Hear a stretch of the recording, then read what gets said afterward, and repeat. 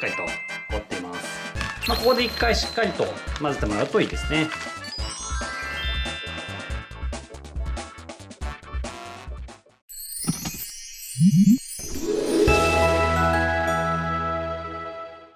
冷凍 OK！ はい、やってみました。この冷凍チャンネル。このチャンネルはですね、おすすめの冷凍食品を紹介し、家庭でできる簡単便利で美味しい冷凍レシピなんかをご紹介しております。で今日は何やるかと言いますと、コンテナ冷凍レンチン簡単台湾混ぜそば上海焼きそばやります。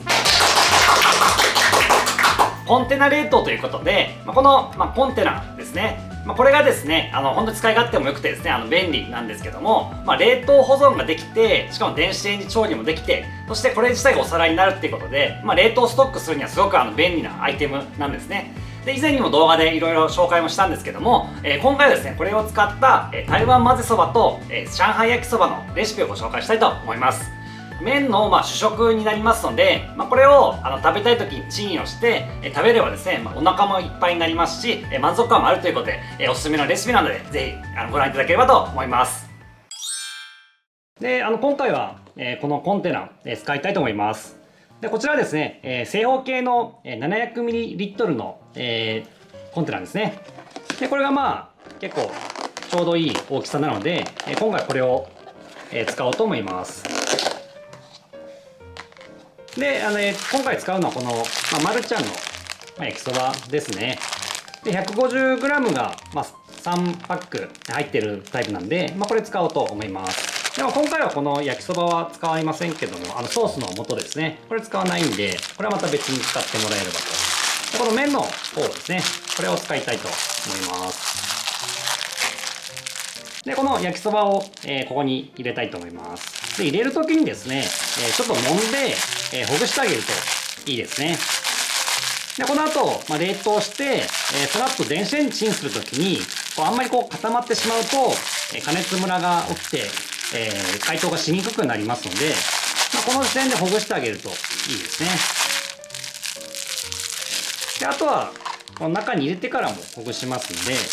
ほどほどにちょっと揉んでほぐしたらもう中に入れちゃいます。こういう感じですね。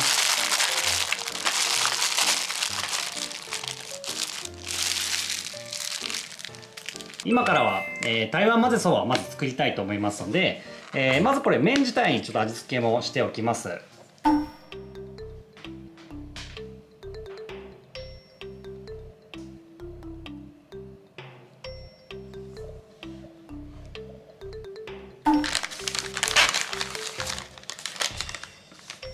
麺自体に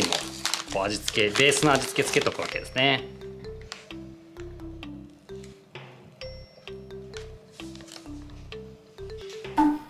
で結構このコンテナ冷凍の場合この水を入れるっていうのは結構レシピによって入れてるんですけど、結構ポイントで、水があるおかげで、チンした時にですね、蒸気になってこのコンテナの中全体を蒸してくれるという効果があるのでこういったものを入れております。で入れたらですね、ここでこの麺と、このごま油とか水とかですね、全体にほぐして、麺をほぐしながらこういった液体と絡めてほしいと思いますね。で固まってしまってると加熱ムラの原因になってしまうんで、麺をほぐすという意味でも、こうやって混ぜてもらうといいかなと思います。であとはですね台湾混ぜそばで特徴的な、ニラですね。でニラを切っていきたいと思います。で1センチ幅ぐらいに、切ってもらえればと思います。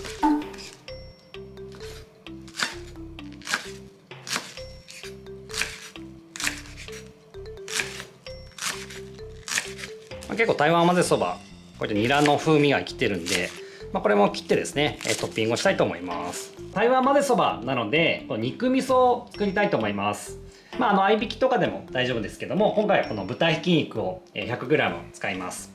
でここに調味料を入れていきます。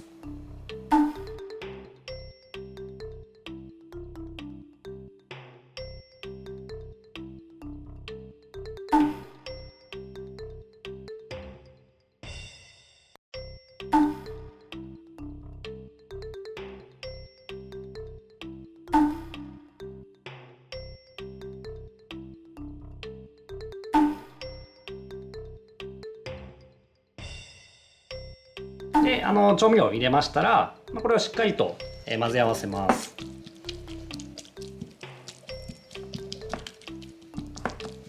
ここでしっかりとひき肉とこの調味料をしっかり混ぜ合わせておくと、やっぱ解凍した時にも均一になりやすいので、ここはちょっと丁寧に混ぜてください。でちょっと混ぜ合わせましたら、これをですね、先ほどの麺の上に乗っけます。でこの麺もですね、ちょっと平らにというか、ちょっと慣らしてもらえればと思います。部分的に偏ったりすると良くないので、ちょっと全体的に慣らしておきます。でここにこの、肉味噌ですね、こちらをこの麺の上に乗っけます。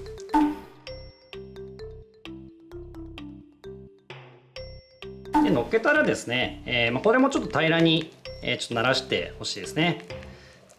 このひき肉の部分も分厚い部分と、薄い部分ってあると結構加熱ムラの原因にもなっちゃうので、ちょっと薄く広げていただくといいですね。でここに、先ほど切ったニラですね、ニラを 30g のっけます。結構たっぷりめにのっけます。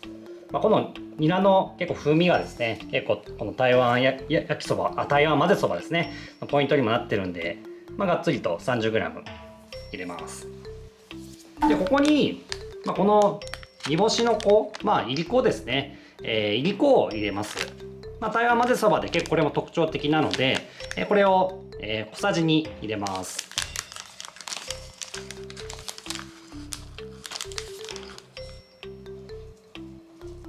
小さじ2なんでね、結構たっぷりめです。これで結構魚介のうまみがパンチのある味わいになるので、結構本格的に仕上がるので、入れるとおすすめですね。でこれでですね、この後蓋をしてですね、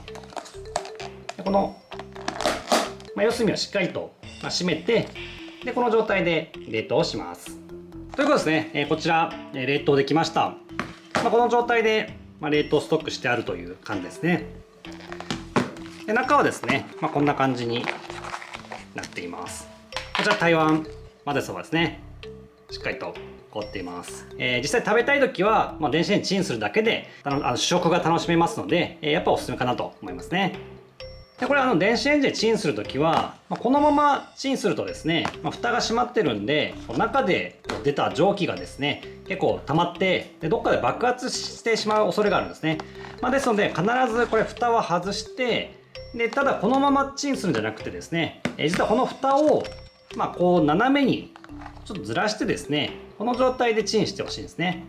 蓋がないとこの蒸気がどんどん逃げていって、なかなか解凍がうまく進まない、時間もかかって、しかも加熱ムラも起きやすいっていうことなので、蓋はちょっとずらしてこの蒸気は逃がしつつもこの蒸気をある程度溜めることで、美味しく解凍するっていう感じですね。ですのでこういうふうに少し隙間を空けて電子レンジに入れてください。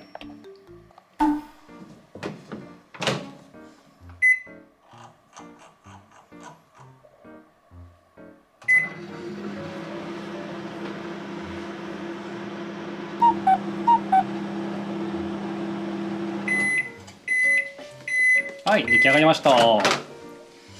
もうすごいいりこのいい匂いがしますね。でちょっと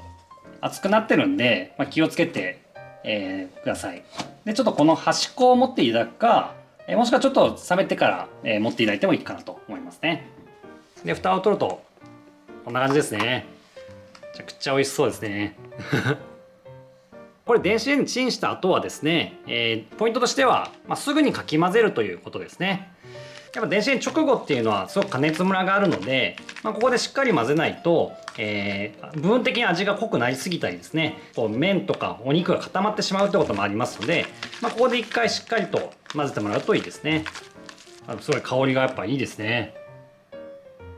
でこのまま食べても美味しいんですけども、台湾混ぜそばということで、ここに卵黄を乗せたいと思います。これがビジュアル的にも味的にもいいですね。これで台湾混ぜそばの完成です。ということでね、出来上がりました。じゃあ早速食べたいと思います。じゃあまず台湾混ぜそばからいきたいと思います。混ぜてみるとですね、このいりこの魚介の風味っていうのはすごいやっぱきますね。でこれこのトレイごとお皿になりますんで、このままいきたいと思います。いただきます。やっぱりいい子が入ってる分、お店感というか本格的な雰囲気が出てますね。これは電子レンジチンするだけで食べれるんで、本当にいいんじゃないかなと思いますね。あとは卵黄ともちょっと混ぜて食べたいと思います。であとはですね、これ食べ終わった後に、ひき肉とかも残ったりもすると思うんで、そこに白ご飯追加してお湯飯するっていうのもおすすめかなと思いますね。うまみの元になってますので、こちらも取ってる状態ですね。であとはこの冷凍のシーフードミックスから出てくるこの液体、うまみですね。